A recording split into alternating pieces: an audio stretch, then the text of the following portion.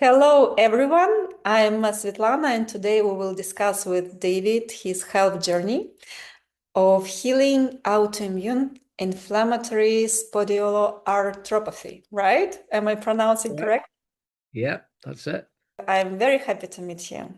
And me, I'm very happy to be here, Svetlana. Yeah, very grateful. And I totally understand that it's a delicate topic as well, the healing journey, because we are not speaking about completed mission. You are not totally healed. It's a healing journey. And let's share with people how you go through, because people also need to hear in between results and why you are doing it, why you think it's helping.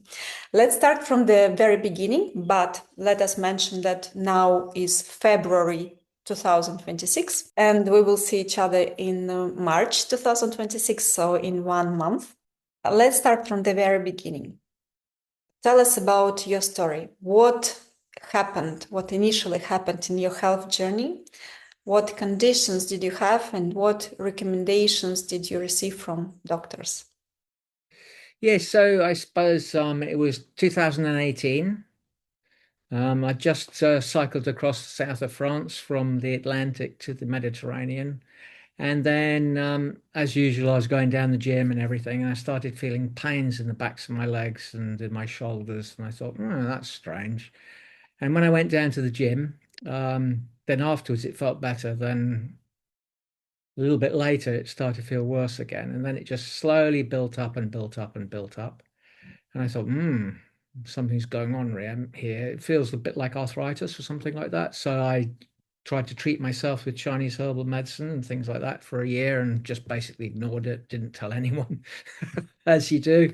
And then by about 2019, it was getting very, very painful. So I thought, what I'm doing isn't working.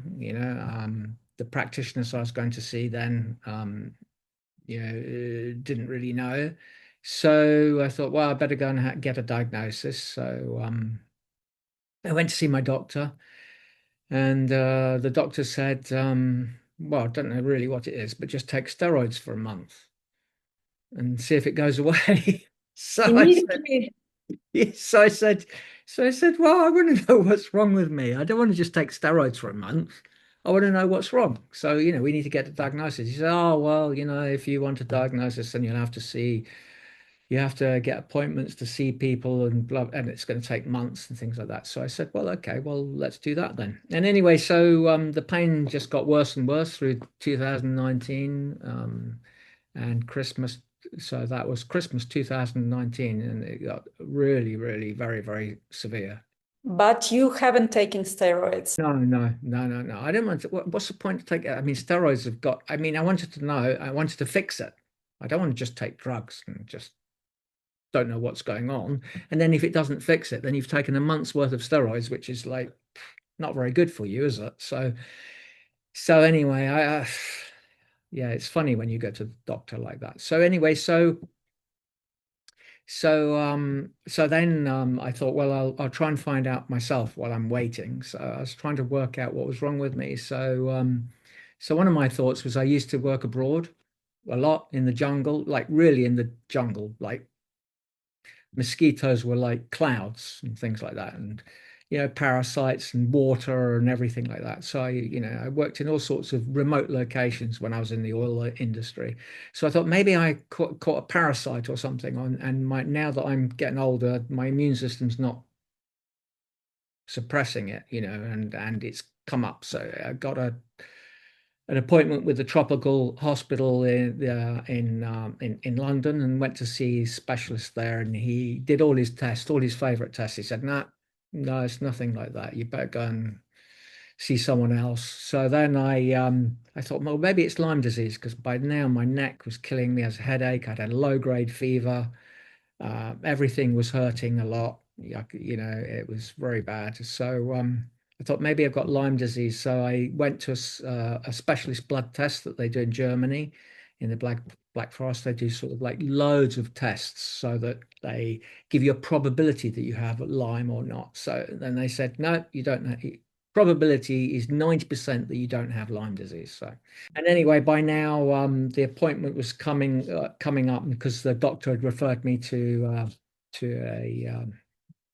to a rheumatologist. So eventually, and by now COVID had started, so everything was shut down and everything.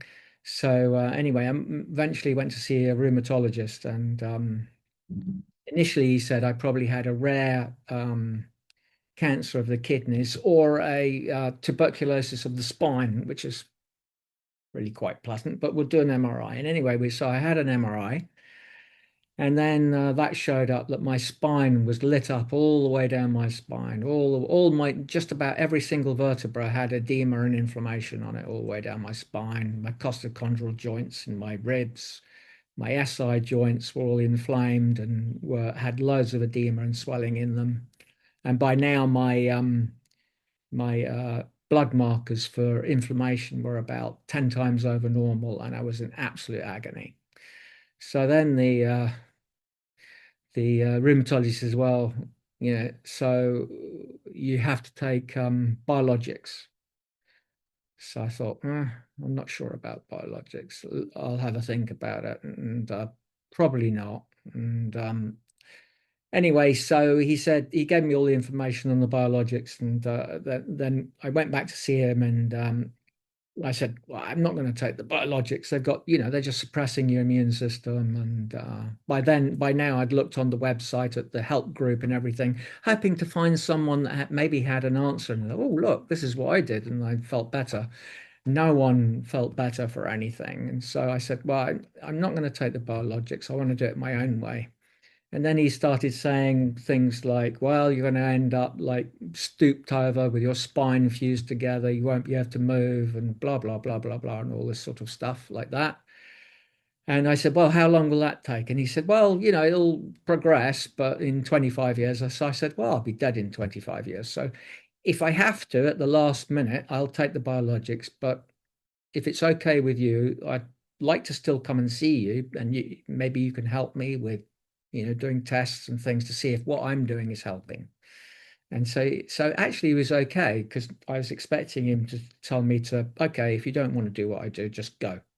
But actually he was okay. He was interested. So I started to do, so now I knew it was an autoimmune, well, Western diagnosis was autoimmune spondyloarthropathy. So I thought I'd better go and seek out some experts. So I seeked out my tutor in Chinese medicine, who one of his specialities was autoimmune disease. So I thought, well, I'll have some Chinese herbs. I went to see all sorts of naturopaths, dietitians, you name it, I've done it. I tried every single diet, everything. So all the diet stuff didn't work. The Chinese herbs work to a certain extent, in which they reduce the pain to about 50%. But then it would fluctuate and it would go up and down. And if I start to come off the herbs, it would go really up again and things like that. So, and it was working. The inflammation blood markers were coming down, but it wasn't sort of getting rid of it. Yeah, so I was doing, but one of the good things was, and this is to cut a long story short, is that I managed to get a Zoom appointment with a specialist physiotherapist during this, and it was during COVID, because obviously everything was locked down. You couldn't go and see anyone. And one of the things that she said is that whatever you do, David, you've got to move. It doesn't matter what the pain is, keep moving, right? So I thought, that's good. I'll do that. I was doing all these things, and none of it was really working, getting rid of it. But I was sort of being able to just about function. So just about, I'd see my patients. They wouldn't know I was in pain. So I'd sort of psych myself up and just sort of, be my old self when I was with my patients and things like that. So, but then after a while, the pain got so bad, I was almost suicidal with the pain. It just escalated. One of the questions I wanted to ask you, if you had any stress prior to start feeling these symptoms, Because as I notice, and statistically what people are saying, a lot of things, even though they have conducted healthy life, they have conducted life full of physical activities, very attentive to diet, not taking medications, I also see those who are saying that stress has triggered even cancer, even many other diseases, and also inflammation in the body can be caused by stress. So my question to you was if you had any particular stress before having your symptoms. Yeah, I think, I think you're absolutely right. Stress, the hormones of stress and the chemicals one downloads of stress are very, very bad for one's health. And, you can get inflammation, it suppresses the immune system and all those sort of things. I mean, I've lived a pretty stressful life, but it felt positive stress, but it was still stress, yeah, pretty. And I suppose, for the years before, my father had dementia and things like that. So that was quite stressful. Sometimes running the practice, seeing patients in really bad situations can be quite stressful, although I try and practice the Buddhist philosophy of non-attachment and rather than empathy, compassion to try it because if you're too empathetic, you get too involved and you feel a person's pain, whereas compassion you can give them. I totally understand you, totally agree with what you're saying. So, do you think that those where the condition just stressful life that brought you, or what do you think is the cause of the disease? If it is only stress, or besides that, you could imagine something else, or you were suggested what it could be? Yeah, I mean, people might not want to hear this, but one of the things is that I've gone through my whole health history and what I've done throughout my life. Like, where has this come from? Because I live a healthy life, I eat organic food, etc., etc. I'm always exercising and everything like that. So I think it's come from when I worked abroad, I was always getting vaccinated. And when I went to Indonesia, I collapsed in the airport after having a couple of vaccinations. One of them was a hepatitis B vaccine. So, and I know that the probability, I mean, one of the side effects of hepatitis B is autoimmune disease. So, who knows? May have been that or may not have been. But I had loads and loads of vaccinations. And before this, when I was in my 40s, um, just after I'd stopped doing all that stuff abroad, etc. A while afterwards, I had sort of like chronic fatigue for 6 years. So I healed that with acupuncture and Chinese medicine. It was less serious as this. But again, to me, that just looked like when I've done research on things like that, it looked like Gulf War syndrome. When the troops went to the Gulf War, they all came back and they had all these symptoms. And I had the same symptoms when I was in my 40s, like from too many vaccinations. Question. I'm very curious, just really human curiosity. We will speak further on what you're doing with your patients, but you were into alternative so-called medicine anyway. How come you were still following these recommendations to be vaccinated? I'm just curious. Oh no, this was before. Originally I was an engineer, right? So it was 30 years ago that I changed my career, right? And and and I suppose one has trust initially, and I think like a lot of people have been brainwashed by advertising societies, and I had never looked into it. It's like what you don't know, you don't know. So what really woke me up was actually when I was in the college doing my Chinese herbal medicine course and my acupuncture course, and we would run clinics. And Sarah had become pregnant at the time, and there was a little baby that came to the clinic, and they thought this was before the internet, by the way. This was the baby was very, very sick. It was 6 months old, and the discussion went to, when did it start? It started after the baby got vaccinated. So Sarah was pregnant, and I'd just seen this in the clinic, and Sarah always remembered, I came back that day and she said I was like in a state of shock. And because obviously you get your child vaccinated because vaccines are safe and effective, aren't they? So in those days, it's very, very difficult to find the information. But having done engineering and done library searches and things like that for part of my degree and everything, I managed to find quite a lot of information, and I was pretty horrified by what I found. And we decided not to get our daughter vaccinated. So yeah, that was quite something. I mean, it was because as a parent, you want to do the best, and then after we made that decision, obviously the doctors don't like that because they think you should get vaccinated. So they called us in. And so I had a chat with the GP, and the GP was saying, why don't you get vaccinated, et cetera, et cetera. What about this? What about that? And I was giving him all the answers and all the scientific answers of why not. And I said, all I want to know from you is, for example, what is the probability of catching polio and having a serious problem versus the probability of taking polio vaccine and having a side effect. And in the end, he gave up and sent us to the area health authority expert in immunotherapy, vaccinations, and everything like that. And this guy treated me like I was an idiot. And he got very angry because he said, oh, what's wrong with the polio vaccine? It's just a little sugar pill, a little bit of thing on the sugar. And so I said, well, what about the SV40 virus?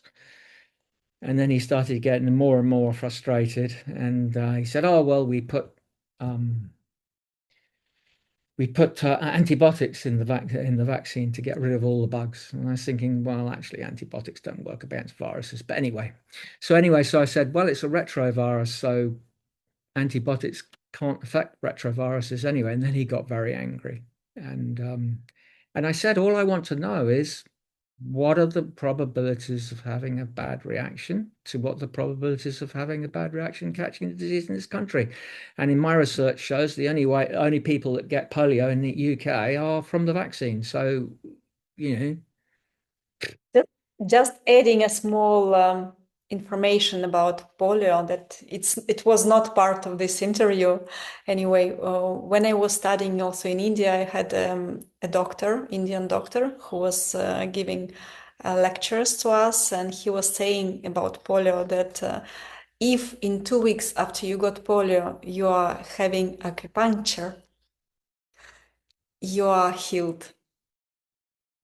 So just in case this information may be useful to someone, like if you are getting polio, in 2 weeks you do acupuncture, you are healed. This is the thing. Right. Yeah. Yeah, it's very interesting and useful just to understand the cause, because nothing is coming from nowhere.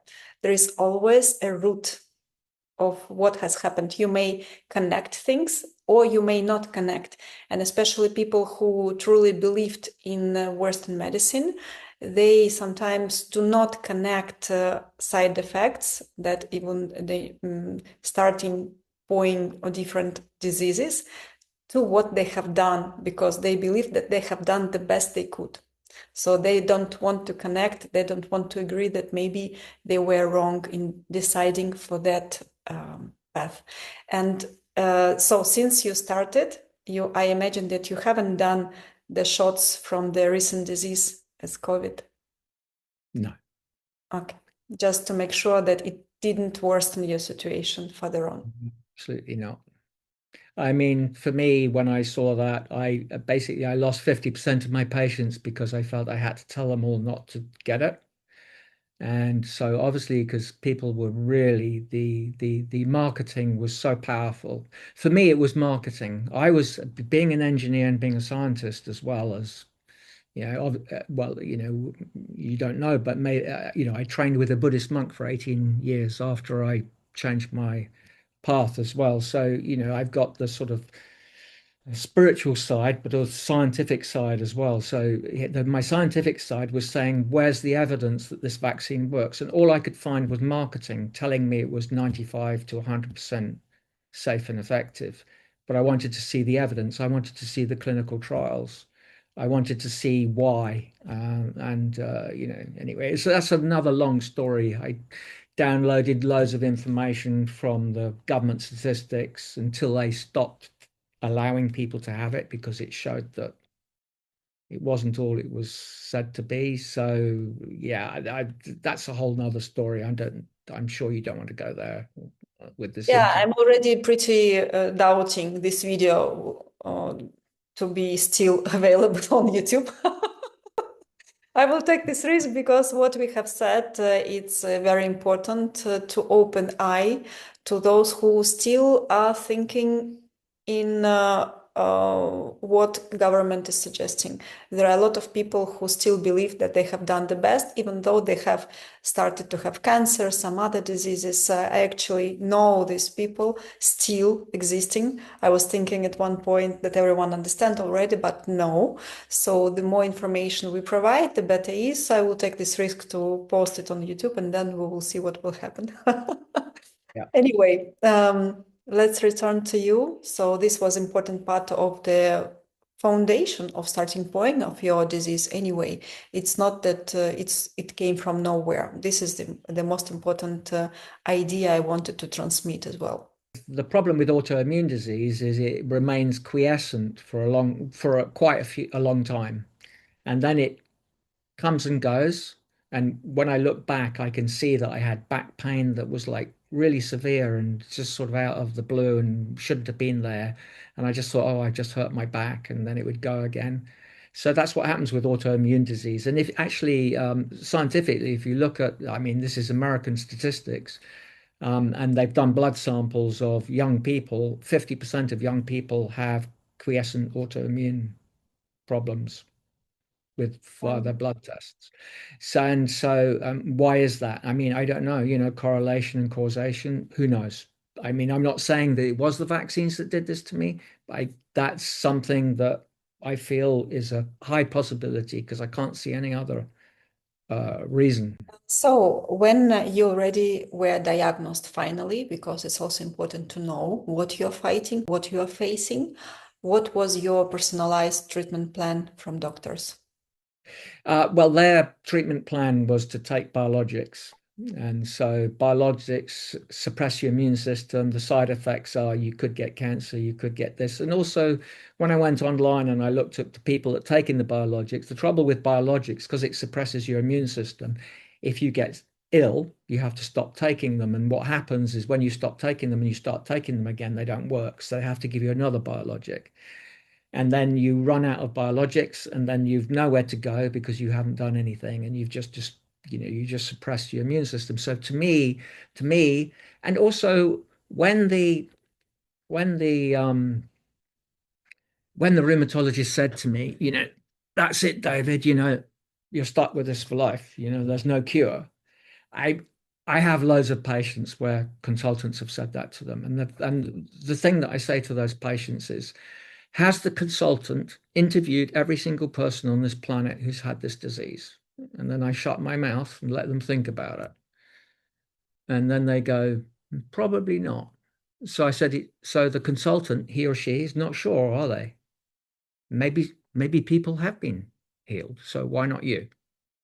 And so I think that the mind is very powerful, and you have to reset someone's mind to doing that. So for me, when the consultant was saying that, in my mind, I was going, nah, I'm not. No, I don't accept that. There's yin and yang. There's always night and day. There's somewhere on this planet, there's a cure for everything without using pharmaceuticals. They're natural cures, or, mind, body, spirit, or whatever, or herbs, or whatever. Obviously, I discovered dry fasting. And what were forecasts from doctors, what they said you could expect from the treatments they suggested? For how long would you deal with it? What expectations you could have from taking this medicine? Um, I mean, obviously, he was telling me it would take me out the pain. I was in so much pain. I mean, I can't tell you, the pain is excruciating. So that was quite tempting, right? But the fact is it's not a cure. And also, I'm a health practitioner. I've got to be, I've got to find something to way to help myself, and I do believe that there are other ways. You don't have to take that might be an easy route in the short term.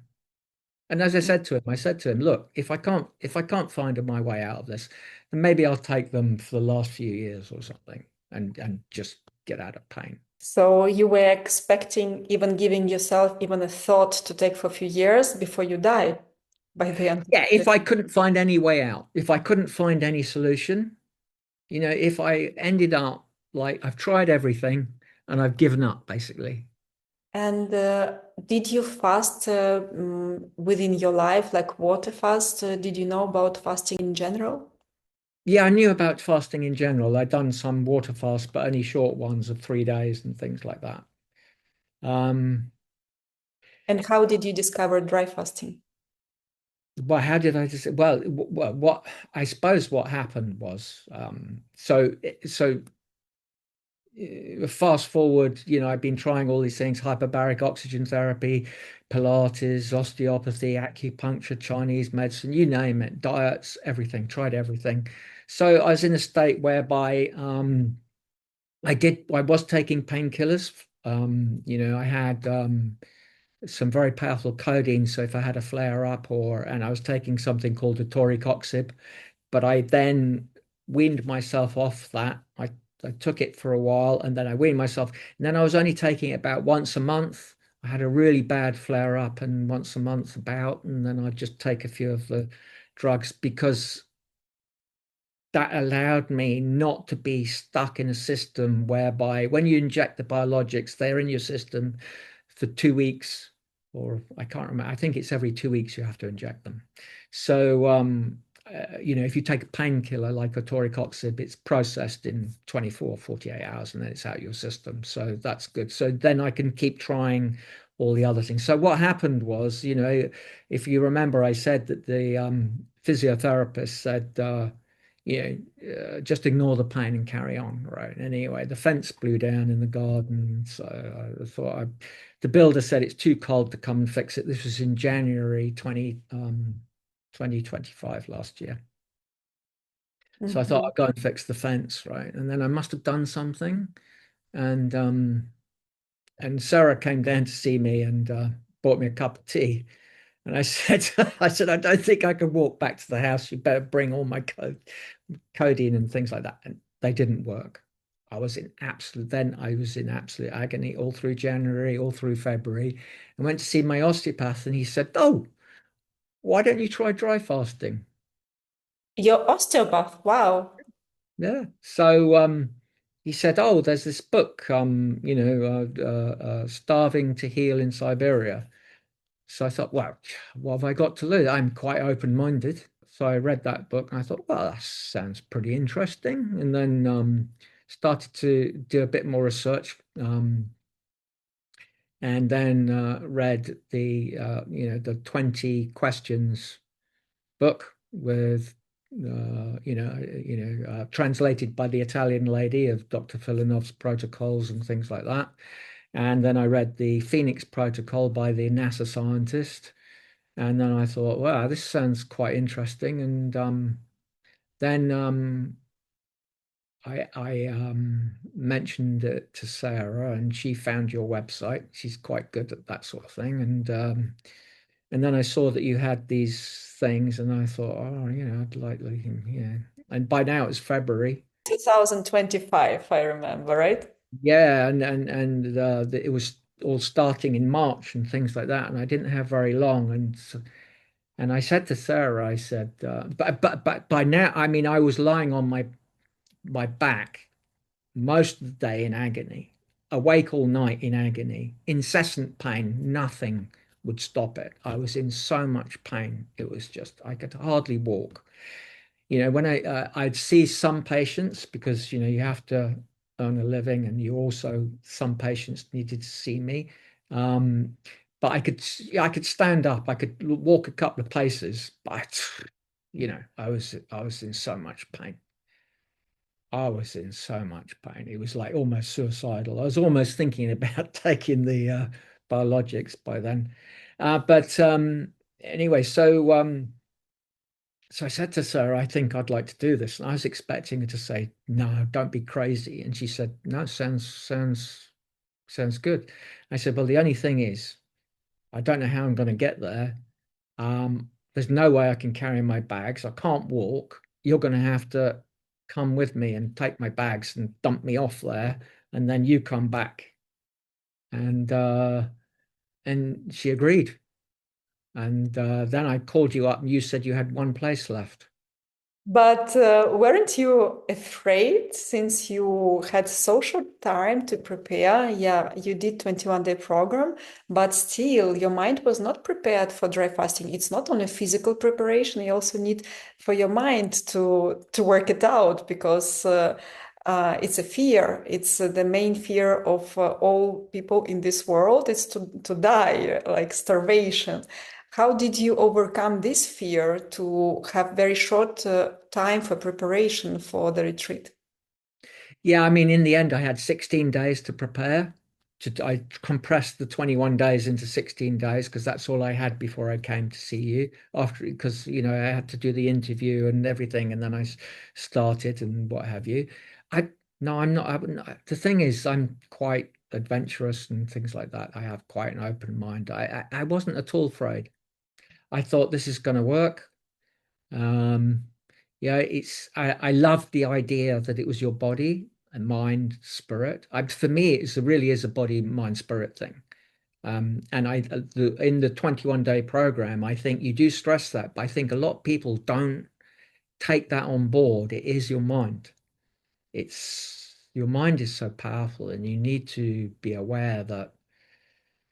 I'm trying to speak about it as much as I can because it's not only physical condition. You No. have to work with your mind, with the psychics, with a lot of, with your lifestyle from all the aspects of life. Absolutely. It's not only dry fasting, it's everything around it as well. Dry fasting is a puzzle. It's a very powerful puzzle, but it will not work if everything else is left the same. Yeah, yeah, no, I can see that. I can see that, and yeah. So, how many dry fasting days could you manage to do before coming to the retreat after body cleansing? I only managed to, well, I did no, I did do 3 days. Wow, immediately from the first time you tried. Yeah, but I Wow. didn't. No, wait, yeah, no, I did because I felt that that was really important to do, so I did do it. And It's for me, it's a huge motivation that you had because motivation, really, mind is helping the body. And fortunately, you have not taken much medications before, as I understand. That's why the preparation helps you also to go through 3 day dry fast. It's incredible anyway. To start with 3 days, it's a huge achievement. yeah, I did 4 days water fast as well. I squeezed it all in because the Dr. Filonov had said because of the drugs and things like that, you need to do. I didn't have time to do the 5 days water fast, but I did 4 days water fast. So yeah, it was quite frantic trying to squeeze it all in. It was quite stressful trying to squeeze it all in and do it so quickly. And like within a few weeks of me finding out about it, then having the interview and then compressing 16 days and then coming and trying to the main fear I had actually was that I would be too much in pain and too sick to be able to get there. I remember you and your wife coming to the retreat, and you were not walking normally. No, no. We went on the assisted travel, so the airport through the airport in a wheelchair, and then obviously with crutches and things like that in between bits. I mean, I could still go on the crutches, but when you go on assisted travel, they put you on a wheelchair. So Yeah, I remember you with crutches, and doctor was in a few days saying, "Look, he's walking without crutches." that's it. Yeah, so it was your first time at the retreat in March 2025. Then you came also in autumn, and now you're coming again. Yeah. Can you describe, like, okay, how you felt before March 2025? We already know. What was happening during the retreat? How many days have you done, and what you felt afterwards? Yeah, so I did 9 days on the first retreat of dry fasting. So by the first by day three, I was able to walk, like about a couple of kilometers, and I was using walking sticks until Sarah went, and then I put them away because she's a warrior. She worried that I fall over or something. So anyway, yeah, and then I just carried on continuing to walk and walking more and more, and by the end of it, I could do 11 kilometers. It's incredible story, incredible. Yeah, And we're not in pain even on exit. the pain, I would say, was gone down from 10 out of 10 horrendous to maybe 2 or 3 out of 10. It was like negligible comparatively. Still a very, very, very slightly. And the thing though is that's the pain in my SI joints and my lower back and my lower lumbar, which was the worst, which was stopping me walking, and it was excruciating. And the pain in the shoulders and the neck and the chest didn't go down so much, but I can still operate with that. But the pain in my SI joints and my lower back and everything like that was amazing. It just melted away. Incredible. We are always happy to see the results, even immediate results, and we totally understand who will try to conduct the healthy lifestyle afterwards, because only that is helping you. You cannot come back to junk food or some other habits that actually damage your health. And in your case, you have, let's speak about a little bit about your job. You have your own Chinese medicine clinic where you use acupuncture, herbs, right? And where you also coaching lifestyle. So that's why you totally understand and you're aware how to maintain yourself for progression. Also, you do Tai Chi and Qigong. I really want to share this because I was also recording you. I remember you were doing it on the beach, and having seen you with crutches at the beginning and then seeing you doing your practice, even though you say, oh, it was not perfect. For me, it was excellent. So I was recording it for memory. Then you also teach meditation, as you were also mentioning Buddhist philosophy. A lot of things you also were speaking about hyperbaric oxygen chamber, K laser, like a lot of things that actually uh, like you are full of these tools and you're helping other people. But what do you think is missing in all these holistic treatments to help people with really severe conditions? What is missing? Why it's not helping all you have in your clinic? I think there's two main reasons. One reason is the patient. Some patients are attached to their disease. It defines them. My God, I wanted to speak with you also about this, and we will speak further on because this is the topic that touches my heart a lot because I see that people, as you say, they are attached to their disease.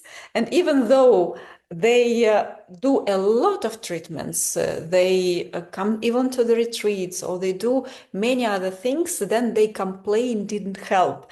But I realize that this is very psychological. So when you say this, that they are attached to their disease, I really want to dive deep into this topic with you because you're also dealing with ill people, and we can discuss. And someone may recognize, someone will not recognize themselves. Fortunately, it's not 100%. I mean, there are different type of people, but Oh, also this layer of patients exists. yeah, no, absolutely. So some people actually don't want to get better because it defines them. It means that, say, for example, um, it means that, say, for example, it's a young person in their 20s, right? And they're in pain and things like that. And you explain to the person how they can do, because for me, one of the things is no treatment. The objective is always no treatment. So these are the things you can do to help yourself, right? And what I'm hoping to do in my clinic is to just get you on the right road, just help you a little bit, and then we let go. And then you don't do the perpetuating factors that make you sick. So you give the patient all these things that they can do, and then you watch them and you can see that they just don't want to do it. And sometimes maybe that young person is defined by that disease because then they are totally looked after by their parents. They don't have to do anything. And what are they going to do if they feel better? They're going to have to go out and get a job. They're going to get out and have a work and face the world. So that to me is the problem with those people is that I could continue to treat them if they came back and try and help them change their psychological perspective so that they would want to get better and just, but very often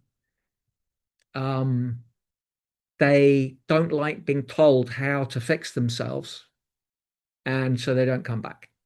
The other type of patient is not the actual patient that's defined by it necessarily, but their family define them.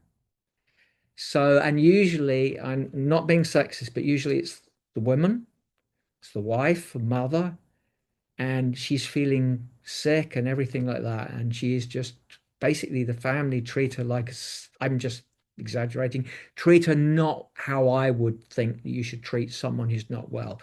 And because that she's not strong enough, she can't say, well, why don't you do that? Why don't you do that? Why don't you do that?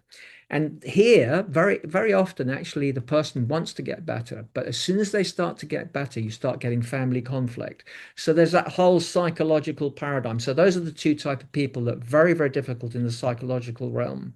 Yeah, I see some secondary gains that people may have from remaining ill.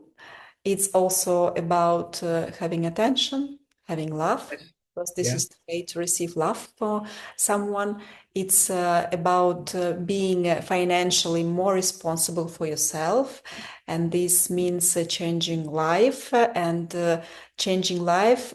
We just spoke on group Zoom meeting about that. I had my monologue about this just exactly half an hour ago. All right. Yeah, it's changing the identity. And changing the identity, it means that you most probably will change also people around you. Absolutely. Changing the identity, it also means that you will have to change your habits. You will have to change your level of responsibility for you and maybe for others.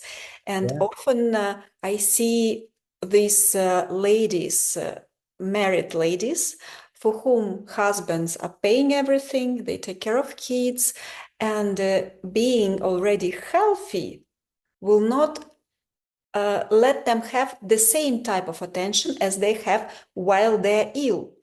And this is huge already puzzle to understand this in subconscious mind. It's not about every person who is ill, but there are some type of people that cannot be healed, not because of the disease, but because of the mindset. Yeah. And besides that, I wanted also to share with you, and also you definitely you share this with your patients, that where they right now, it's depending of what they have done previously in their life, about their habits, about their thoughts, about their attitude, approach to themselves, to others, all these things together. And then if you do dry fast once or even twice, and you expect that this, even I'm speaking about like retreat or long fast by themselves at home, doesn't matter. And if you do not change anything in between, like physical activity, sleep, You will never lose weight if you do not regulate your sleep. You will never decrease the level of your cortisol if you do not regulate your sleep. And this will continue creating also inflammatory issues and many other issues. So these small pillars that are not small at all, like sleep, diet, physical activity, many are, like, I'm just giving the small examples. If you do not change lifestyle in between your fasting periods, if you continue with alcohol or with junk food or with same thoughts, same mindset, same being the victim of the situation, and many other things, your dry fasts, even long ones, will never help, because these habits will always lead you to the same results you are having before starting dry fasting.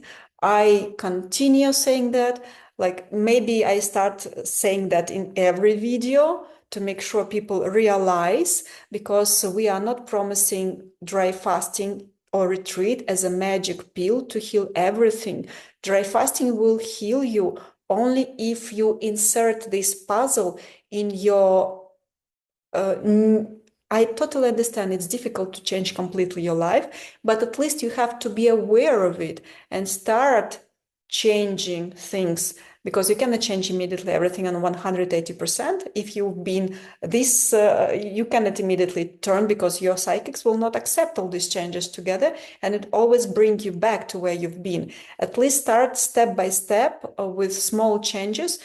You get used to one change, okay, you insert another change to your life, but at least you have to be aware that it's a journey, that it will take maybe years to start changing your mindset. So I really wanted to share with you and to hear your opinion on these regards, if you agree or if you have something else to add to this topic that I consider very important on the journey of healing with dry fasting. For me, it's very, very important, the mind. And I totally agree with you. And like I say, when I give people things that they can do, I say, look, you know, it's your life. You do what you like, but just start. Just do one little thing. Change one little thing. Because when you change something, it creates a cascade of change. If you change nothing, nothing's going to change. The mind is so powerful. And again, talking about the, you know, if you're permanently in a state of stress, of fight and flight, then you're, you know, downloading thousands of chemicals. You know, I mean, the two main ones are obviously the cortisol and the adrenaline, right? And when you're in that state, your body switches off the healing. So you've got to get out of that state, get out of the victim, get out of the anger, get out of all those negative, horrible emotions of jealousy, envy, anger, all the rest of it, depression, etc., and raise your energy into love and compassion and things like that. And then you get into a healing state. So the mind is so powerful. So if you can make yourself sick with your mind, then you can heal yourself with your mind.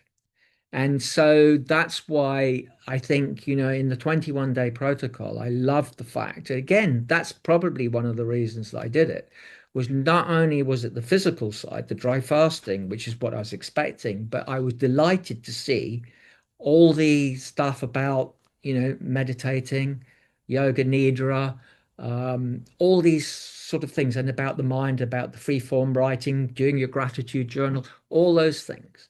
And actually, on the first retreat, I remember you said the internet was down, and I was thinking, great, no internet. That's fantastic. That means we're totally cut off. That would be great. But anyway, it came back on. But it's okay to have the internet. It's fine. You Yeah. can, but it's so important. The mind is so important. So I give you another example, right? So a woman comes to me, age 45, two teenage children, and her consultant said she's got 97% chance of dying because she's got stage 4 bowel cancer that's been undiscovered. So she comes to me and she's in pieces. The first thing to do with someone like that is to change their mindset.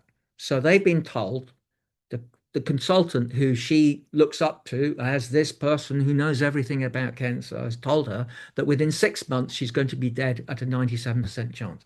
So basically, I draw a mean distribution curve, you know, the bell curve. Anyway, probably shouldn't do that on video here. But anyway, so I say to her, I say, so the consultant says that you're in their average group here. These people here are going to die earlier. These people are the 3% who are going to die later or maybe not die. And I said, by the fact you've come to see me, you're already going this way. And so, and these are all things to stack the odds in your favor for a favorable outcome. Not giving you, I'm not saying, you know, giving you false hope, but also miracles do happen. And so if you do all these things, you're going to be going this way.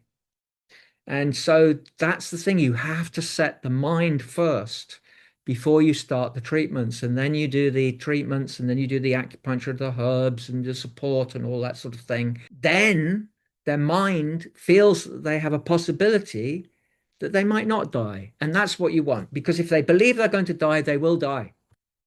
They will Yeah. die. Yeah, whatever you believe, it's happening to you. Mine is indeed very strong. And I wanted to add to what you said. It's not that miracle happen. You make it happen. It's not outside external force. You do everything for it to happen.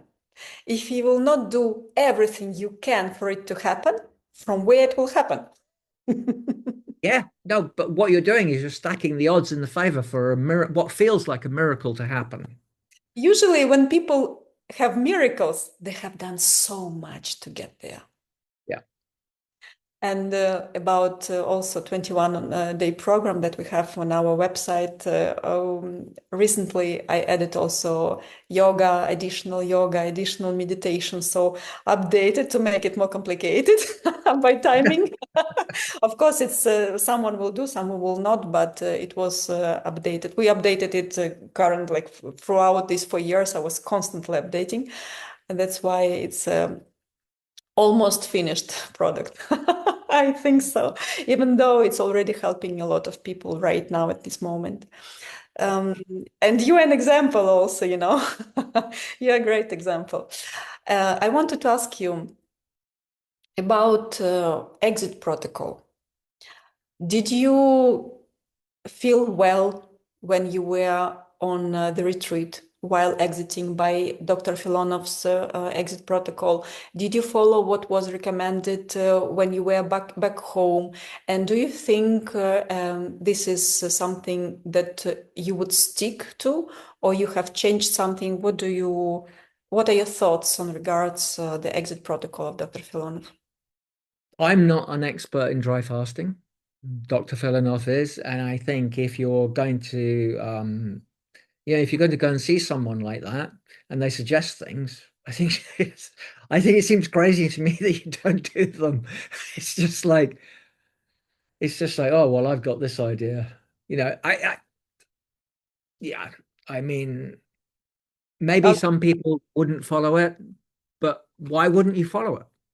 I Okay. mean, Did you have I any mean, you've issues? invested so much in it, haven't you? You've sort of gone there. You've gone to Montenegro. You've gone for 9 days. You've had all the beautiful treatments, some of which are quite, bring joy and tears to your eyes. And why wouldn't you do it? Why wouldn't Yeah. you follow it? Did you see any problems with exit protocol? Did you feel any problems? It was fine with you? No, it was fine.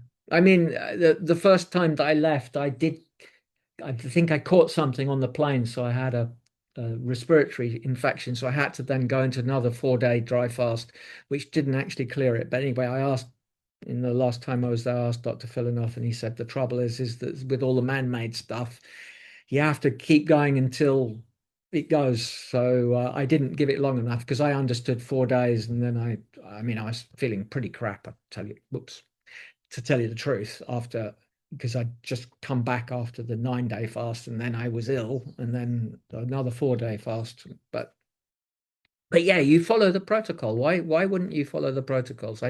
No problem, no problem following it. Yeah, I was just curious if you had any issues or it was fine with you. That was just my curiosity. No, it's fine. And can you say at what conditions you've been before the autumn retreat 2025, and how did you left what you felt after, just to see the progression if there was any? Yeah, I was so the autumn retreat.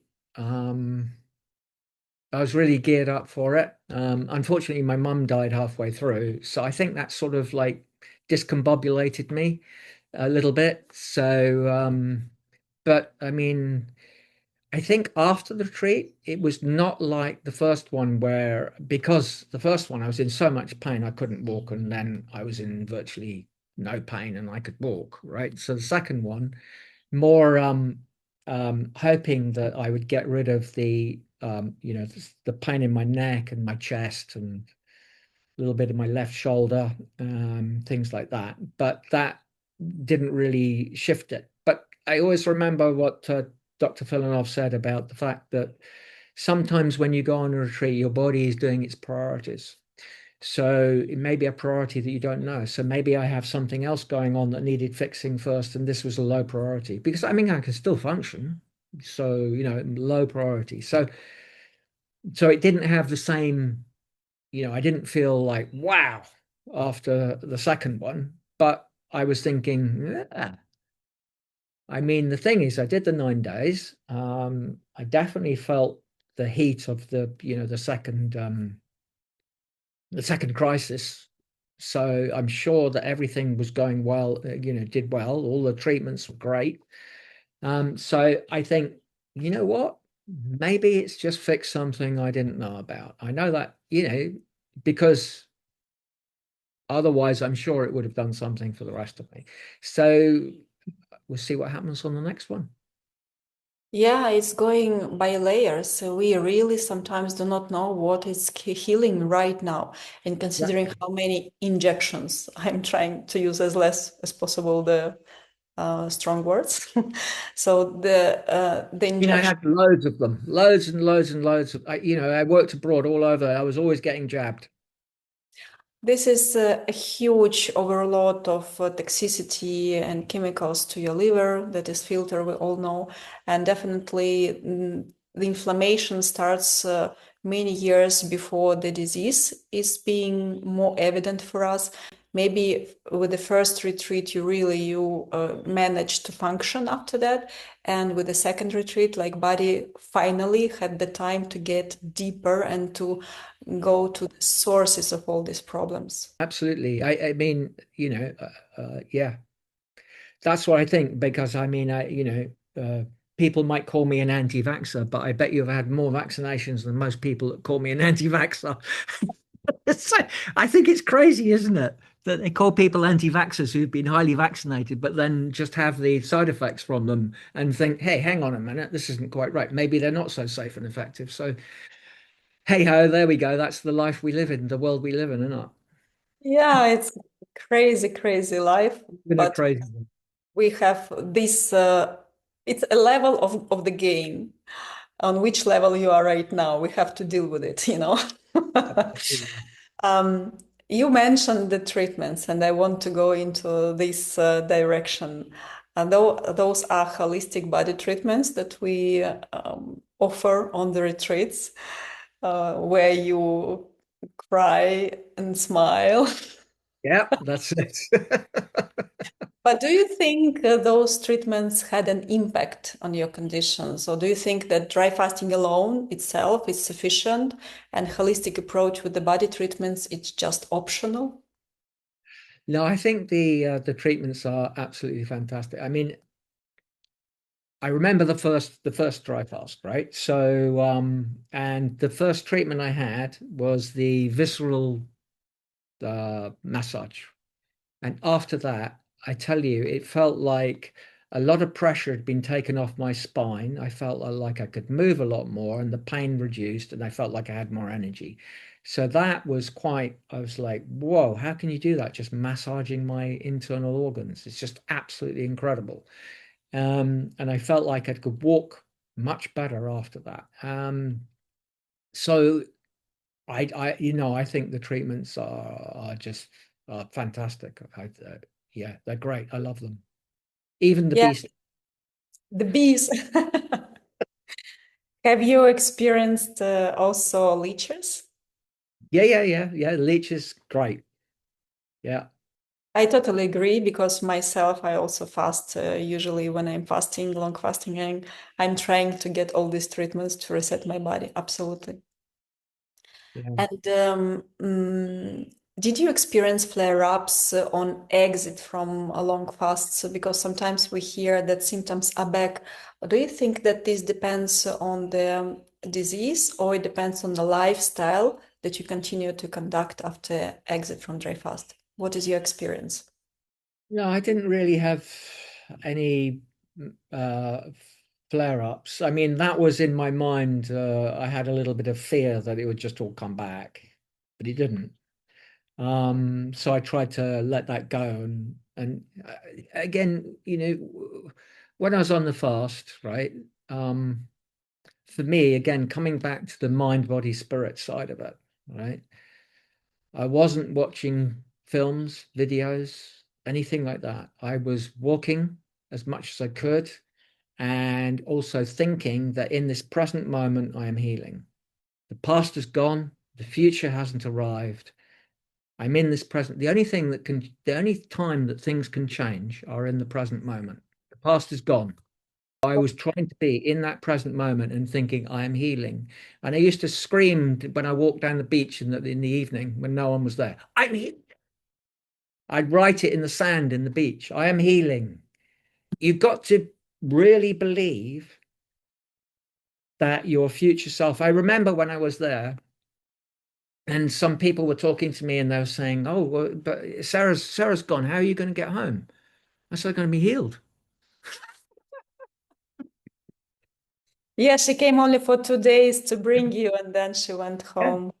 So I'm going to be healed. Well, I mean, it's sort of like, come on, guys. Dry fasting's fantastic. My mind is set. This is going to heal me. Extraordinary. So, do you have this vision of correlation lifestyle to symptoms that are coming back?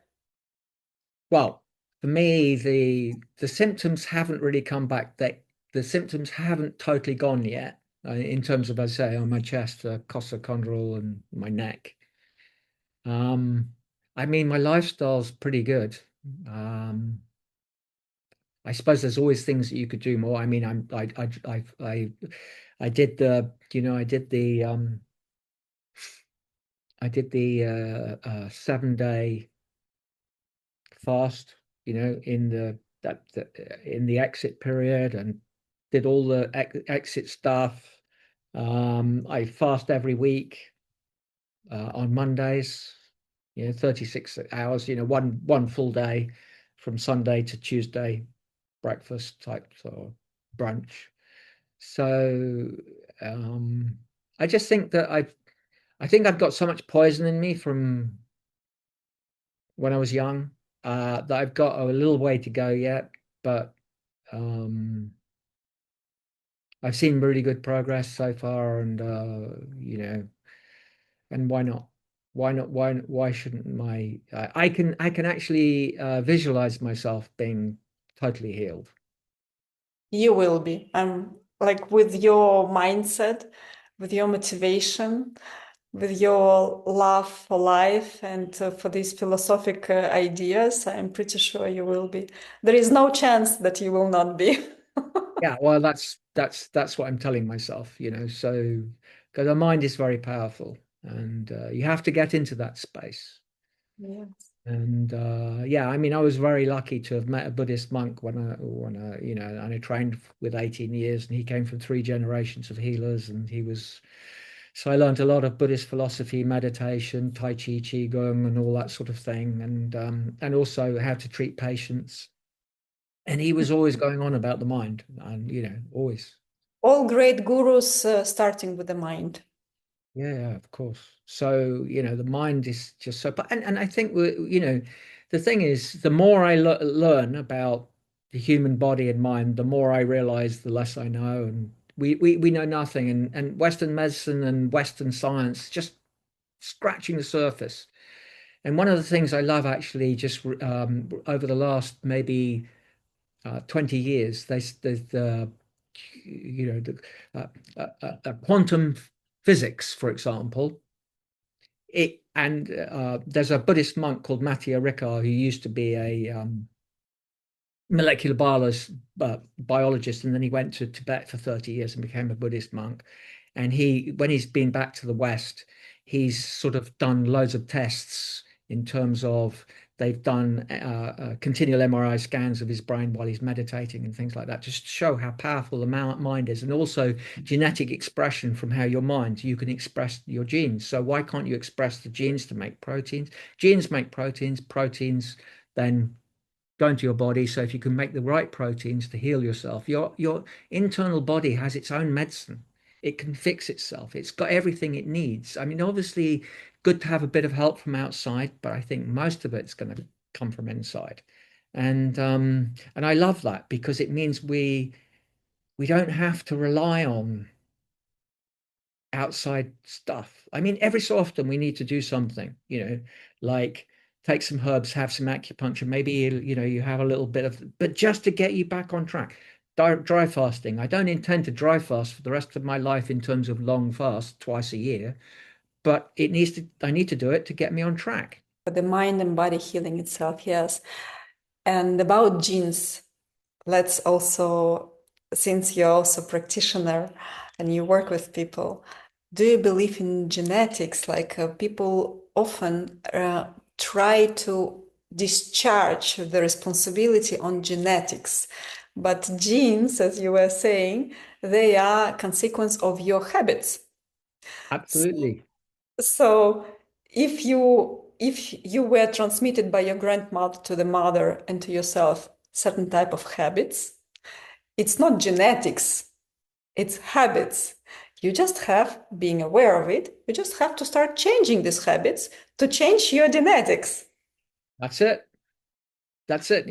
I remember when they first did the genome and they said that it's all in your genes. There's nothing you can do about it. And I thought, what a load of rubbish. Oh, for goodness sake, please.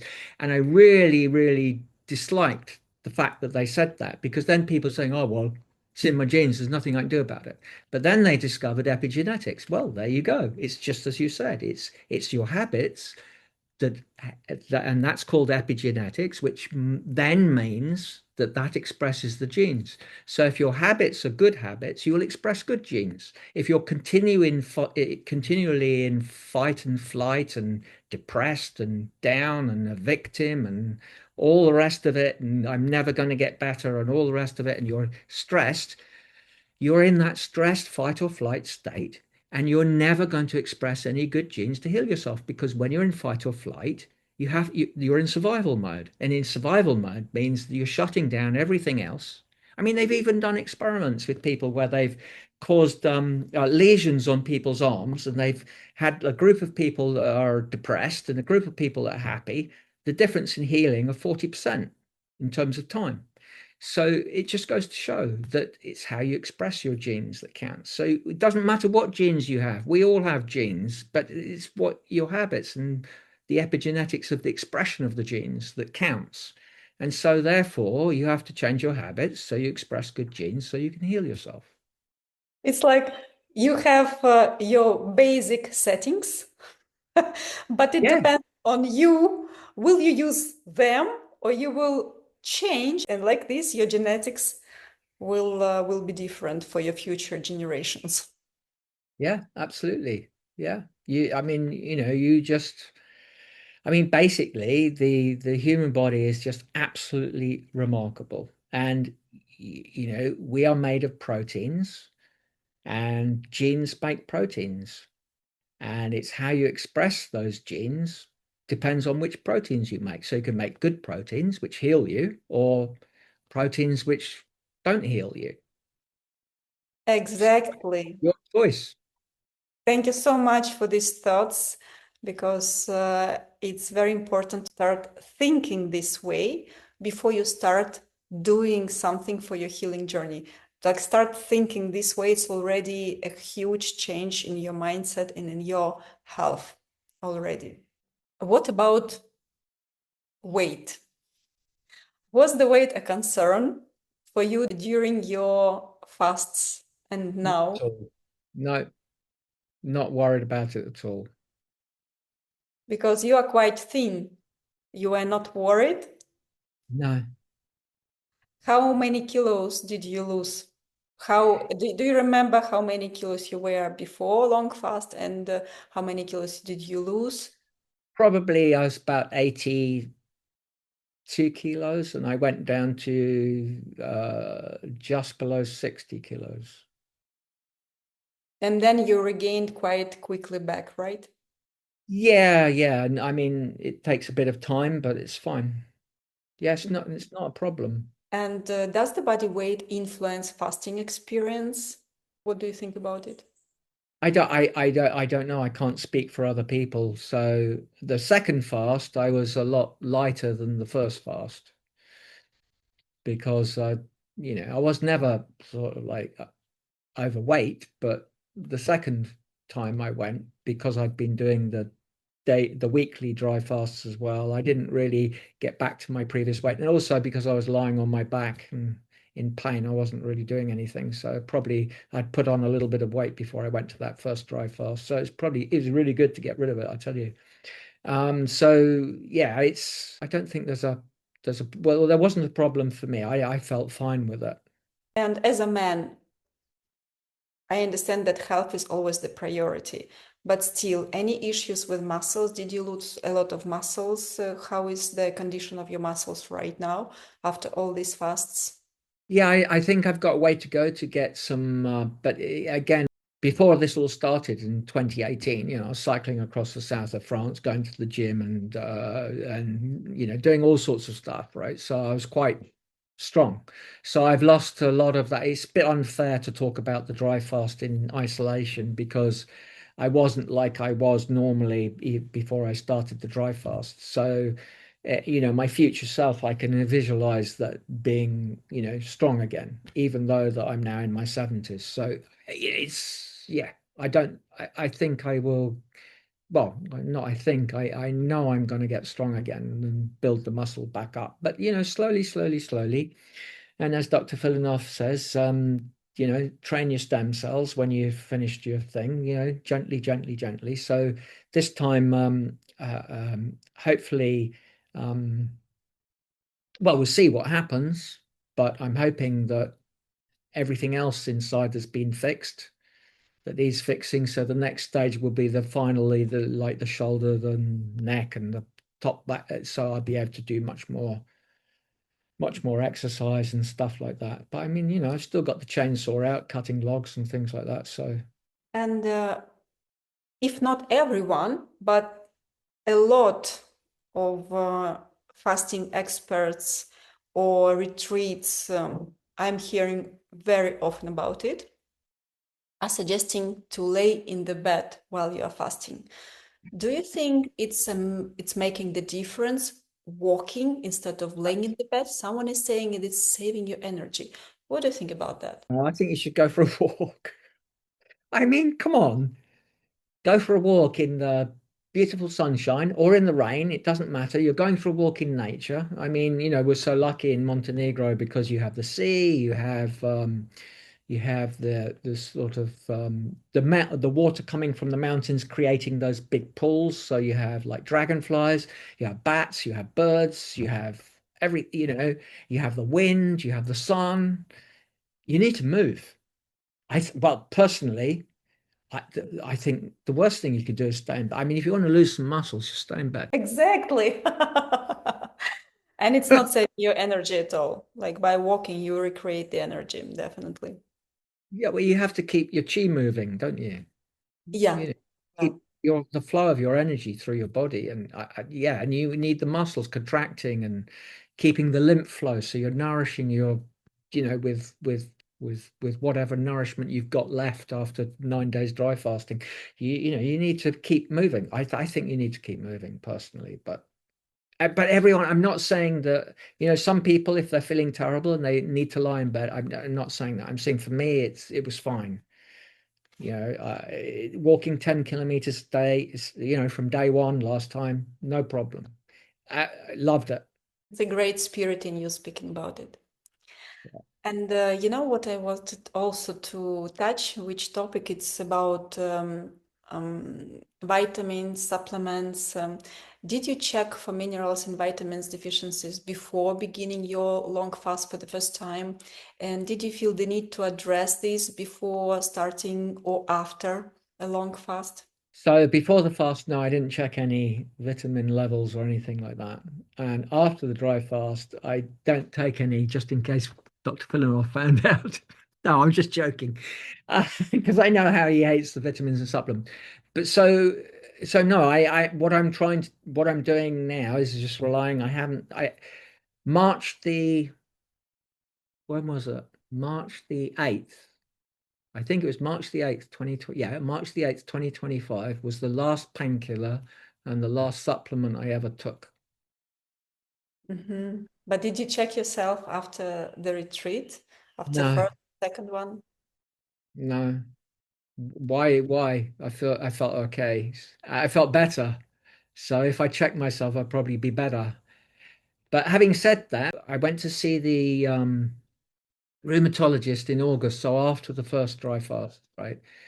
And I said to him, okay, because I see him once a year, and he's really nice. He gives me the time, and I'm so lucky. I mean, he's a very, very nice man, and he gives me the time, and we have a good chat about everything. And so last time I went to see him, I said, "You do all your things, the results of the blood tests." I had an MRI scan. I didn't really want to have one because I knew I was better, but I thought, well, it's going to show something. So anyway, when I was in the MRI scanner, I was thinking I could feel it actually. I could feel exactly where it was. And I was thinking, it's not giving me side effects. This is actually healing me. I'm transforming the MRI energy into a healing energy while I was in the scanner. But anyway, that's beside the point. But so when I went to see the rheumatologist, he did all the measurements and things like that, which I know are pretty good, like head against the wall. Most people stoop forward like that after they've had what I've had for ages. Can't stand up straight, can't expand their chest, can't bend forward, can't do any of those things. So he did all those tests, went through the blood tests, went through the MRI scan, and I said, after we've done all that, I'll tell you what I've been doing. So after he'd done all that and all the results were really good, the MRI scan was like so much better than ever. The blood tests were all fine. And so I said that I'd been doing some dry fasting, What and was his reaction? his reaction was actually, quite good because I explained it to him and things like that. And then I said, before I left, I said, "Do you have any other patients like me?" I mean, he has tens of thousands of patients over the years. I mean, I said, "Do you have any other patients like me?" And he goes, "No. Every single patient takes the drugs." And this is why I think he's quite interested, because I haven't taken any drugs and I'm probably doing better than any of his other patients. And then when I left, I said to him, I said, it was great you're on time today, because normally you have to wait 2 hours, because he's so busy. He said, "No, I've had loads of cancellations today." So, I said, "Well, have a good afternoon." And he went to me, "I'm going to be investigating dry fasting this afternoon." We are creating the history, actually. You understand that? Yeah, and he even wrote it in my report, which is very brave of him. Yeah, I don't know where it will lead because they are silencing the information that can heal people. So at this level, we are still able to speak out, then we will see.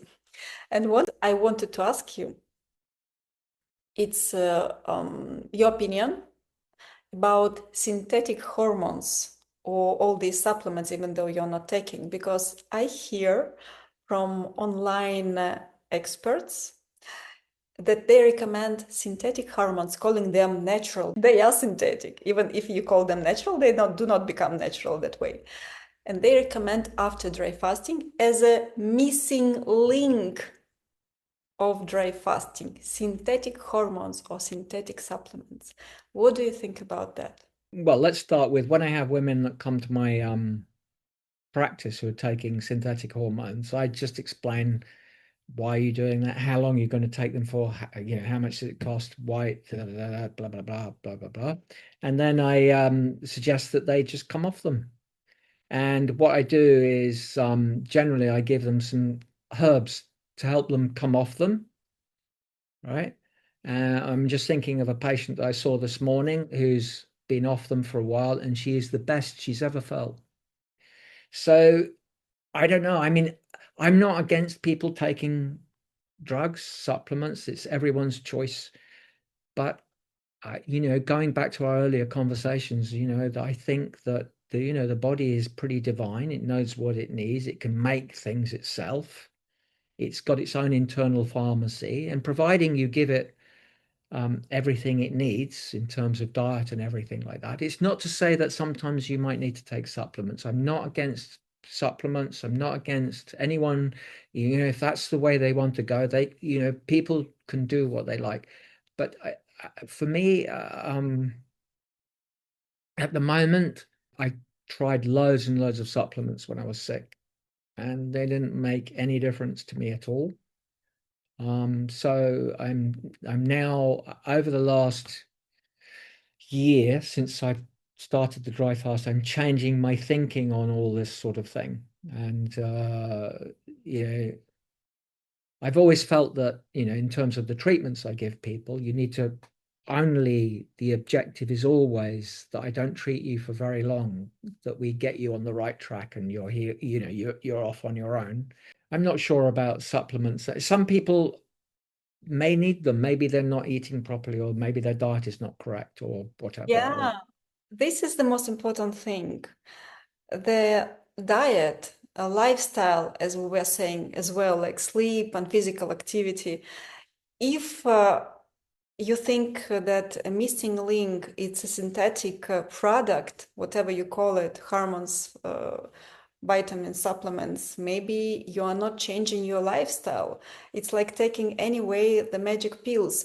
And the most important thing that I do not understand, if the people realize what is dry fasting, because yes, we are not against synthetic products like medicine supplements in case of emergency, but it's not a healing process. Emergency can happen, and we are absolutely agree that you have to help yourself at the moment you have a problem. But healing process through natural method of healing, it means to activate inner resources. Whatever you give from outside for your body, it means that it doesn't have to produce it. And with the dry fasting, we're trying to activate inner resources.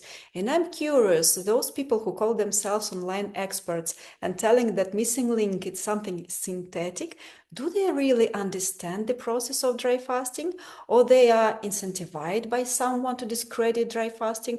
Because at this point, I have doubts about their credibility, and how people either this is Western mentality. I'm not sure what to think about it, but it's a big concern of discrediting the dry fasting method for me, as for my opinion. Yeah, I mean, I don't know about discrediting the dry fasting method, but I think the term missing link is not the right, probably not the right term. I mean, it could be a missing link in someone who's got hormonal problems and things like that. But for me, that's not the way to fix it.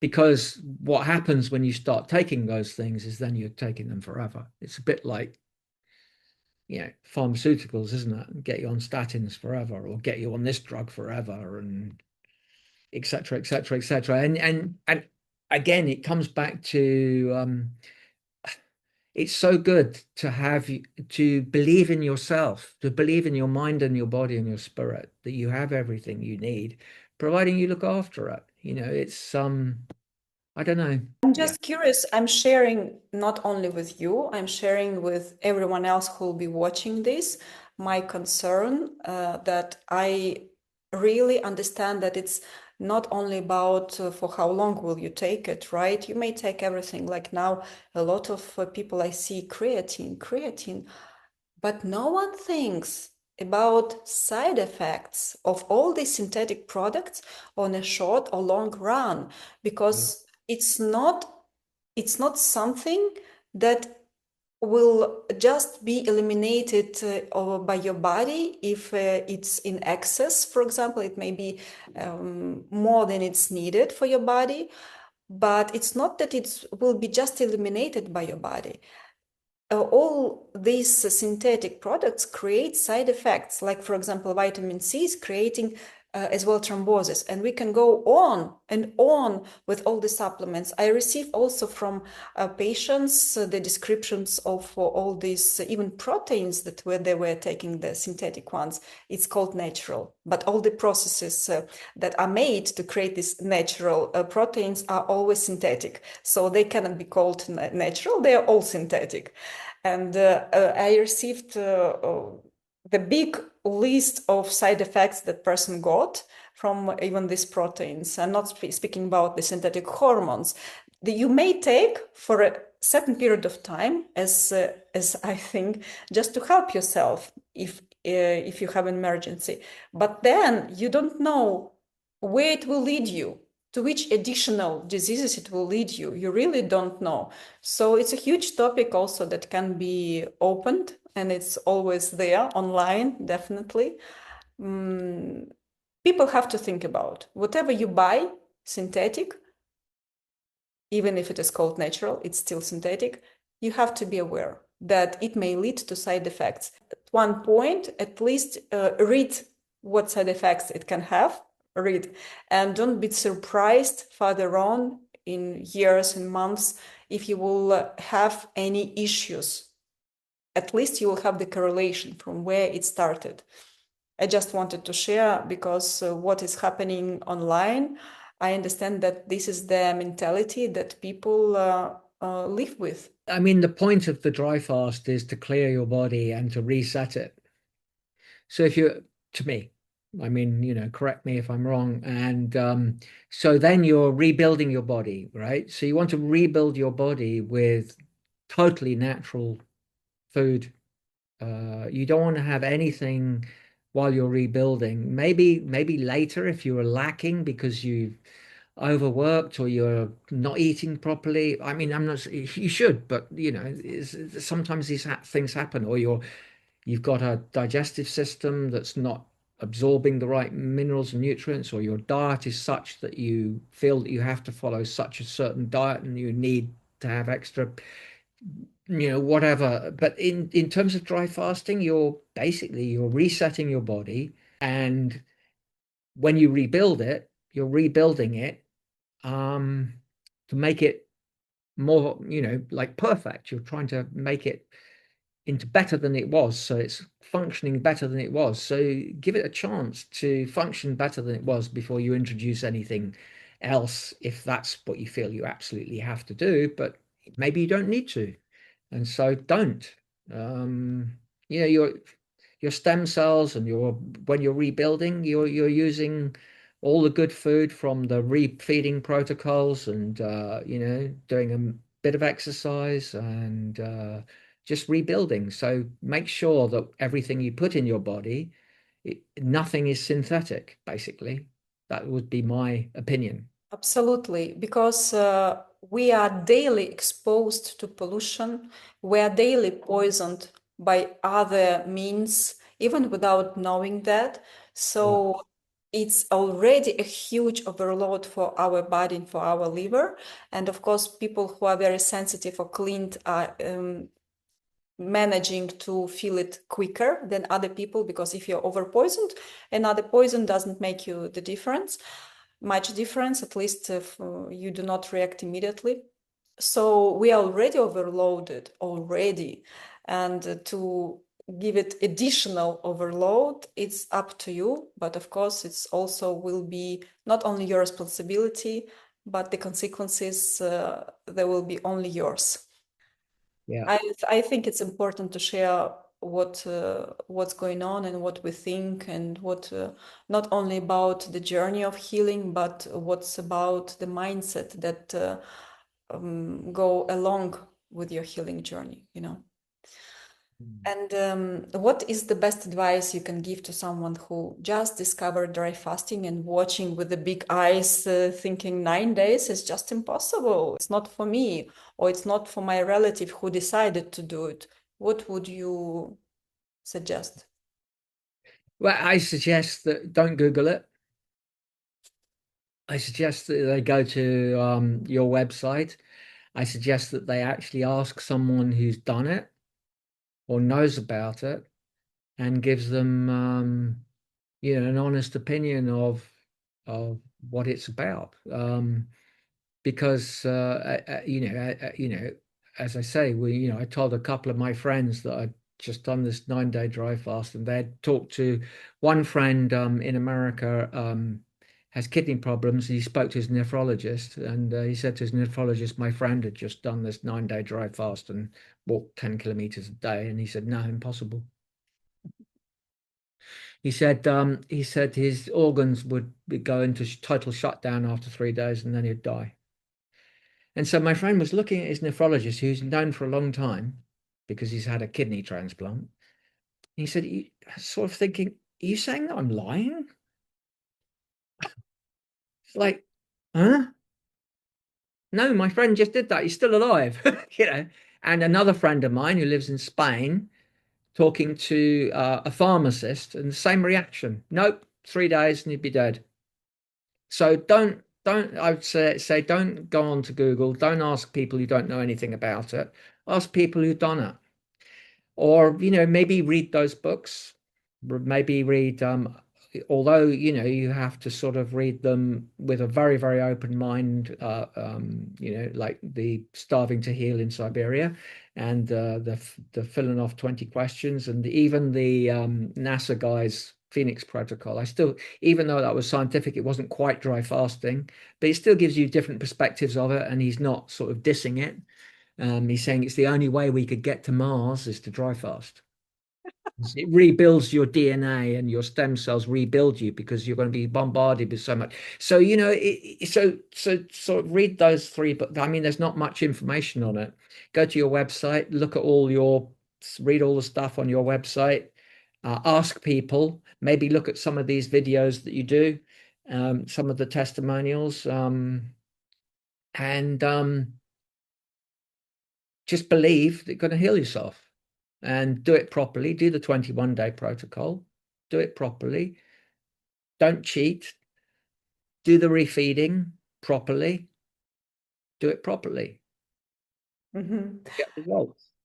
I really respect the author of Phoenix Protocol, because he's doing his best, and he also mentioned Dr. Filonov's name, so many people who are coming also thanks to him, I should say. Anyway, at the same time, he is not speaking about dry fasting. He is No. speaking about wet fasting, mislabeling it dry fasting. Because if you do animals and if you brush your teeth, you are in Yeah, yeah, contact with water, with liquids, and it's yeah. not having the same dynamic for the body. It's not burning already from inside, how it's happening during dry fasting. It's it's turning to another mechanisms, and it's more likely to be called wet fasting, because soft fasting, it's wet fasting. You just don't want, like soft dry fasting, you just don't want to tell that you're wet fasting. You just don't want. You want to be stronger than anyone else, and you call it that way. But it's not soft dry fasting. It doesn't exist soft dry fasting. There is only one fasting. It's dry. Dry Yeah. fasting. Dry. It's in the name. Yeah, I And mean, as I say, when I say to people to read the book, I say it's not really dry fasting because, for example, he says, have a shower and things like that. So, it's not really dry fasting, but it is still quite an interesting read, and it's also someone who, well, as you say, he mentions Dr. Filonov's name, and it's sort of like maybe a light introduction or something like that. So it just, And because he's a NASA scientist, people might link onto that and think, well, actually, maybe there's something into this. And then they look at other, and then they get into it a little bit deeper, and they realize that actually it's not touching water, not brushing your teeth, not doing any of those things. So, it's I still think it's worth a read. Absolutely, I read it. Absolutely. I'm speaking because I read it. I know even the protocol Yeah. that I was thinking, oh my God, how people are feeling still good after they exit with this protocol. Anyway. But maybe they still feel better. I mean, it's still probably better than nothing. Yeah, maybe like coming from McDonald's, diet, maybe it's Yeah, already huge for them. So it's a yeah. step. I do Yeah. not have any bad feelings towards him. I really No, no, no. enjoy because I also sometimes listen to his videos. He is a very nice man, and it's a step. It's a step towards a real stuff.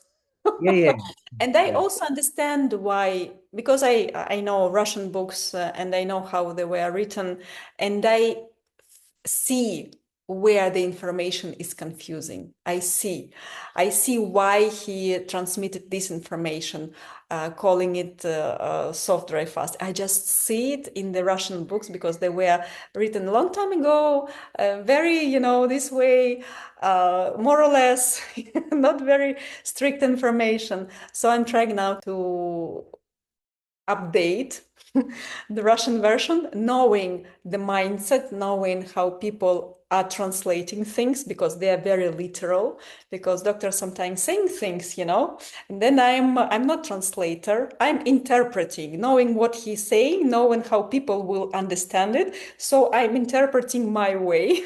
Just to make sure it will get to people in more clear way. Sometimes I'm missing the points because our mentalities are different. If I think that you should know it because it's the basics for us, and then it's not your basics, this can be the gap. Because sometimes for us, especially Slavic people, we have our own education. Our school education was the strongest, this very strong. So for me, some things are very obvious, but for Western people, these things are not obvious.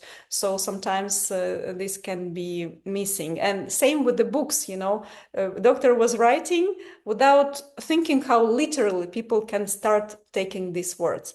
That's why I totally understand why some books or some online experts have taken the information from these books. So that's why I'm speaking about it. I will update the books. I'm trying to be more clear because I see that there were some gaps in understanding. Yeah. yeah. And we are almost finished, Sure. but I wanted to hear what was the most challenging for you during dry fasting and your tips. What was the most challenging? Getting there. Yeah. I mean, during it, yeah, I mean, it's not for the faint-hearted, is it? I mean, but if you set your mind, I, I don't know. What's the most challenging? I mean, Buying the ticket. no, I mean, getting there was the most challenging. Yeah, on that first one. When you're actually doing it and you're in it, I suppose I don't know. I mean, I'm trying to find something that was terrible or whatever about it. I think maybe insomnia was quite, but then I thought, oh well, I'm awake. This is a time to think that I'm healing and doing some meditation and doing some healing. I mean, what's challenging? I mean, I think I'm so lucky because, for me, I didn't feel terrible. So I'm lucky. I mean, some people feel terrible and I didn't feel terrible. I just felt, I mean, it was hot. I mean, I'm not saying it was easy, but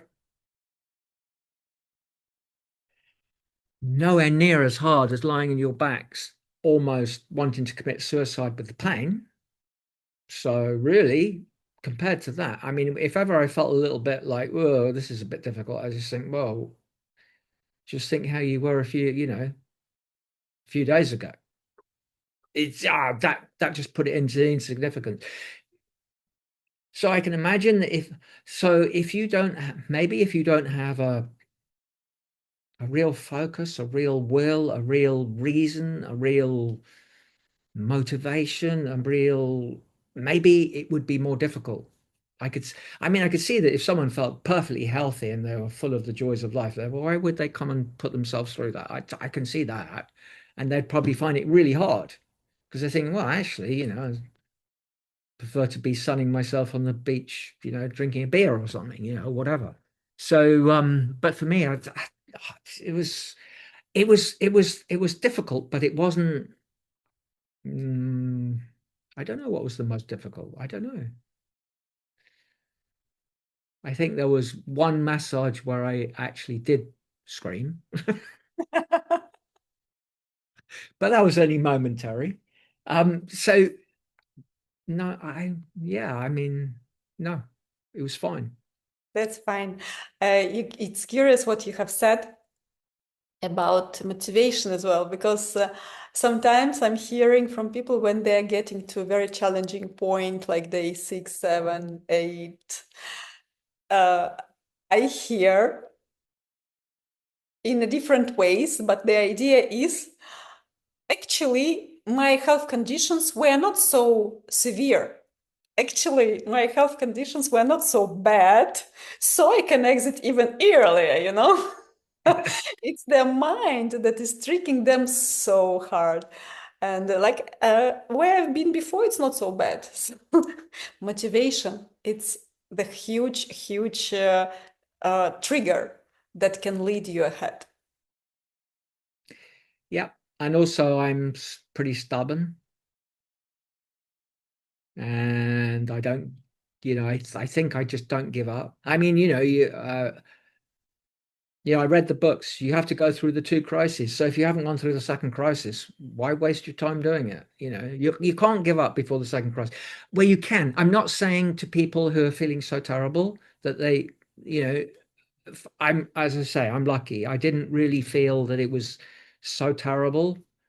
Um, I could still walk. I still had the energy to walk. I could still do, found it difficult to speak. Yeah. But because you're so dry. But no, it was, I suppose it's like anything. It's the adverse thing before and the benefit. The benefit outweighs the adverse health condition before. So it was like quite an easy choice. And Mhm. the thing I think it's in the 21-day program, isn't it? Choose your hard. It's quite hard to drive fast, but it's quite hard to be lying on your back in agony. Choose your Yeah, hard. So I think I choose to dry fasting any day. great answer. Um, and what rule for life would you implement that everyone must follow if it would be only one rule? Only one rule. Well, I can think of quite a few. Sort of looking in my practice and seeing my patients, one of the things that I'm always saying to them, and the rule that I would give them is, in the Western world, we all have these feelings of guilt and things like that. But so what I say to people is I say the most altruistic thing you can do is look after yourself. Hmm. Because if you don't look after yourself, you can't help anyone. So I think that's very, very powerful. And then if I may have another, the other one is spend most of your time in the present moment. If you're in the past, you're depressed. If you're in the future, you're anxious. If you're in the present moment, you're happy. And as you were saying before, Svetlana, where your energy is, where your mind is where your energy is. And if your energy is in the present moment, and that's the only moment where anything can change, it can't happen in the future, it hasn't happened, it can't happen in the past, it's gone. So if you're not diverting your energy into the future and into the past, you've got a lot of energy in the present moment. And you can use that energy to heal yourself. Those are words. Learning how to do that, this is a life process. It's a life process. It's a practice. But, you know, I mean, as I say to my patients, you know, whatever they've done in their life, you know, they've got whatever job they've got. I said, well, you didn't learn how to do your job or get your degree overnight, did you? So in the same way, coming back to the present moment is a lifetime skill, and you just have to keep doing it until it becomes a habit. And the more you do it, the better you get at it. It's like anything in life, isn't it? Yes, I totally agree with you. And the last question for you. We already spoke about the cause of the disease, why it could happen, right? Those are theories, but quite reliable theories, I think. Do you think illness has a purpose? Well, I mean, the good thing about an illness is that it you know, it's like all things in life, isn't it? You can learn from things, and the good thing about an illness like this for me, or actually the two illnesses, the chronic fatigue, I was a practitioner when I had chronic fatigue when I was at 40 as well, and this one, is that I think it makes me a better practitioner because it makes me much more understanding. And also, I learn so much. It makes you, you know, I think you were talking before about everyone lives a life in a habit, don't you? We all live our lives in a habit. It makes you get out of that, doesn't it? Because what am I going to do differently to heal myself? What am I tell you, I've done so many things. I have gone to see so many people, right, who are experts. So I've learned a lot from those people, and you know, it's brought me to dry fasting, which I never knew about. So yeah, I mean, I think you just learn so much. Um, and hopefully the people who get really sick, they will find their way through it, and they will find that as I say to all my patients, the one that been given no hope by the consultants, I say, you know, again, like, how do you know? How do you know? Do you know everyone in the world that's got this? No. So how do you know that no one's cured themselves? So how do you know? And so you have to start with that little chink of light, that little chink of like a little thing. Well, maybe there is something I could do, you know? And if someone tells you that, the trouble is with a consultant telling you got this, then I actually, in a way, hate defining a disease like that, because then your mind starts thinking that. And then what people do these days is they look it up on Google. I've seen patients do that, and they call me, oh, I think I've got this and this and that and this and that and that. And I said, have you been Googling again? It's like, get off the computer. You know, you could, you know, instead of saying that, you know, for example, instead of having, like, for me, having a diagnosis of yeah, inflammatory spondyloarthropathy and all that goes with it, just say, well, you've got a temporary problem with your joints and you're in pain, and we're going to fix it. Yeah. I had a young guy who was 17. Well, actually, mum called up, been referred to me, and she burst into tears on the phone. I said, and she said her son had got this turbo cancer, right? This turbo leukemia. So I said, come and see me now. Come and see me now. I said, look, I'm doing research this afternoon, so I haven't got any patients. Come now and bring your son. So, and anyway, so I had a long chat with them about all the things that they could do, the possibilities, and all the rest of it. We talked about this earlier in the interview. I said, and don't forget, they're rare, but miracles do happen. 3 months later, he didn't have cancer. What have you done? And he said to me, he said, David, I always remember what you said to me in that first appointment. Miracles do happen. What he has done to make it happen? I think he just believed me. And we did some acupuncture, of course. Okay. Yes, summarizing what you have just said, I would say that people have to be very attentive to the signs that their bodies, the symptoms that their bodies are communicating to us. Nothing is occasional. Then people have to be curious themselves before the problem will arise. Either you put yourself goals like for curiosity to discover more without waiting for the problem to make you discover things, and explore, learn, and be open-minded. Definitely be open-minded. It was an expression that you used a lot of times in this interview, and I think this is one of the most important messages. Be open-minded for those especially who still do not consider dry fasting or think it's very dangerous. It is dangerous, yes, if it is done not in a correct way, if preparation was not done, if, of course, there are some health conditions that do not permit you to dry fast, but for that you can also consult the doctor. Like we're speaking about Dr. Filonov, not every doctor knows about dry fasting.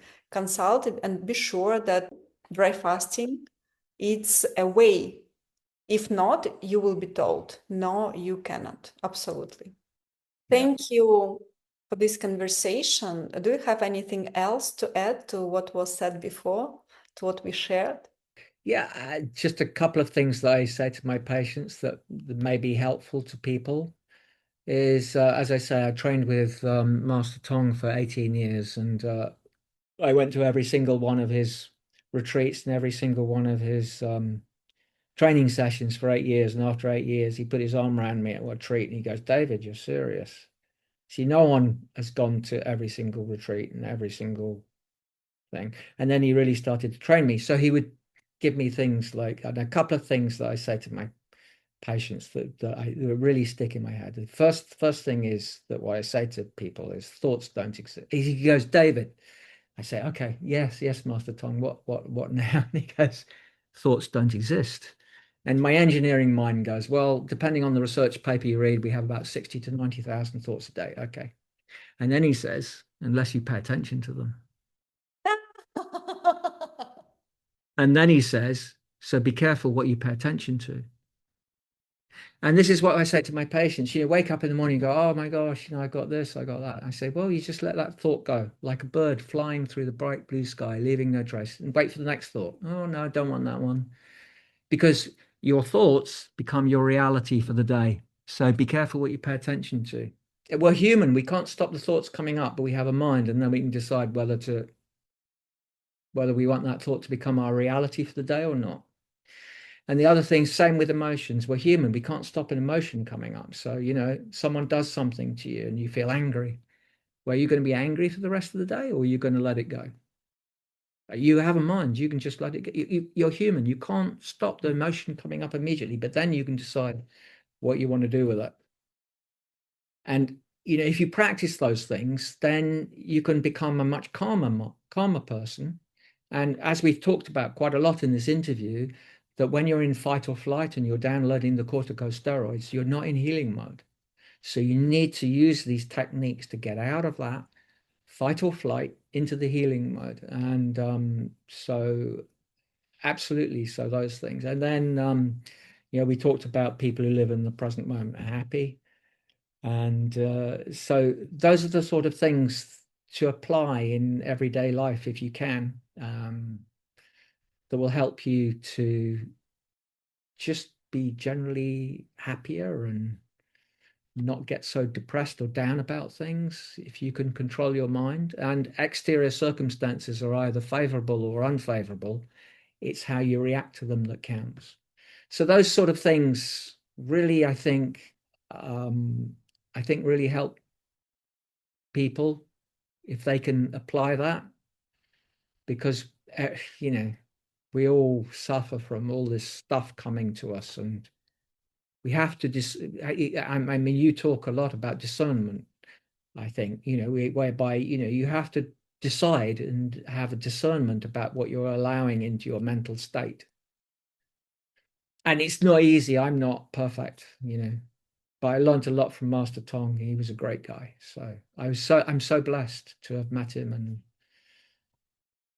And actually, just to tell you a funny story, right? So I trained with him for 18 years and then he went to America, right?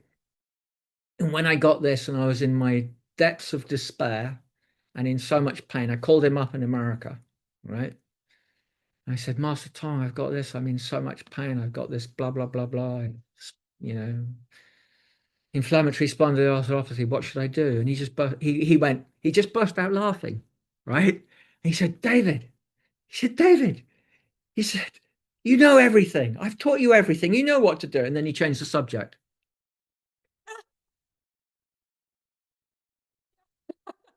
Because he didn't want you to become a victim of your situation. You just That was, know. at the moment, I was like, huh? But afterwards, after I'd stopped talking to him, I think that's the best thing he could have said. You know what to do, just do it. Yes.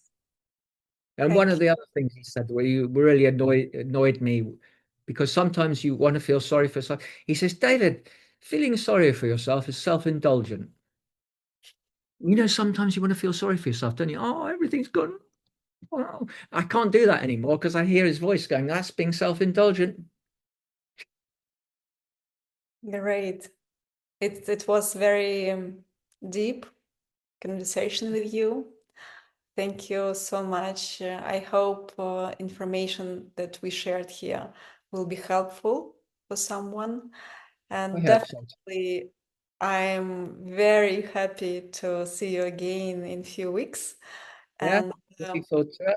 we're telling about I'm not perfect. No one is perfect. This is the beauty of this life. No one is perfect. And we do what we can in the way that we Absolutely. can. Yeah, But doing is much better than not doing. yeah, Finding the excuses why you are not doing. So just do it. exactly. Just do it. Thank you so And much, David. And thank you too, Svetlana, and thank you for everything you and your team have done to help me. I really appreciate it. I thank you. have my gratitude.